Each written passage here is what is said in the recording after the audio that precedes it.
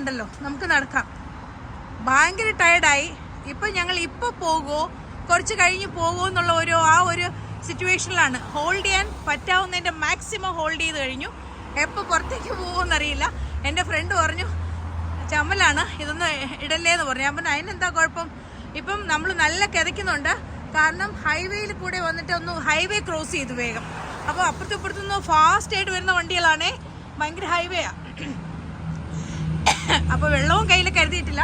അങ്ങനെ ഇപ്പം ക്രോസ് ചെയ്ത് വന്ന് ഇവിടെ തിരിച്ച് ഞങ്ങൾ പോകേണ്ടത് സ്ഥലത്തേക്കുള്ള ബസ് വന്നു.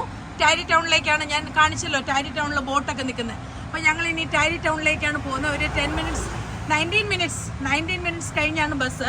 അപ്പോൾ ഞങ്ങളിവിടെ നിൽക്കുകയാണ്.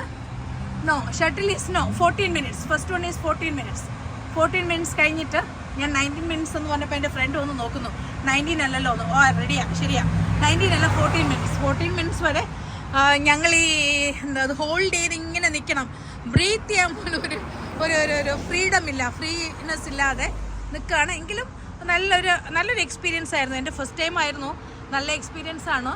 നല്ല വണ്ടികൾ അങ്ങോട്ടും ഇങ്ങോട്ടൊക്കെ പോകുന്നു. ഇവിടെ ഹൈവേ ആയത് കാരണം നല്ല ഫാസ്റ്റായിട്ടാണ് വരുന്നത്. അപ്പോൾ ക്രോസ് ചെയ്തപ്പോൾ ഭയങ്കര ഒരു ടെൻഷനിൽ ക്രോസ് ചെയ്തു. എവിടുന്നാണ് എപ്പോഴാണ് ഇത് ക്രോസിങ് ലൈനൊന്നും അല്ല, എങ്കിലും ഞങ്ങൾ ക്രോസ് ചെയ്തു. ആദ്യത്തെ അപ്പുറത്തൊരു ബസ് സ്റ്റോപ്പ് ഉണ്ട്, ആ സൈഡിൽ ഏത് സൈഡിലേക്ക് പോകണമെന്ന് ആദ്യം പിടികിട്ടിയില്ല. പിന്നെ അവിടെ നിന്ന് തിരിച്ച് ഈ സൈഡിലേക്ക് വന്നു. അപ്പോൾ ഇത് തന്നെയാണ് നമുക്ക് ടൈരി ടൗണിലാണ് നമ്മൾ കാർ പാർക്ക് ചെയ്തേക്കുന്നത്.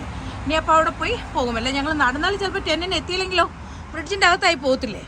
അപ്പോൾ അത് കാരണം എന്നാലും അവിടെ സെക്യൂരിറ്റി ഉണ്ട് കേട്ടോ. അങ്ങനെ അകത്ത് നമ്മൾ അകപ്പെടുകയൊന്നുമില്ല. നമ്മളെ സേഫായിട്ട് എത്തിക്കാൻ സെക്യൂരിറ്റി ഗാർഡൊക്കെ ഉണ്ട് അവിടെ. എങ്കിലും എന്തിനാണ് നമ്മളായിട്ടൊരു പ്രശ്നമില്ലേ.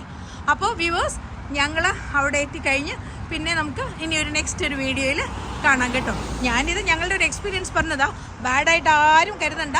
Okay, thank you for watching TAZ time.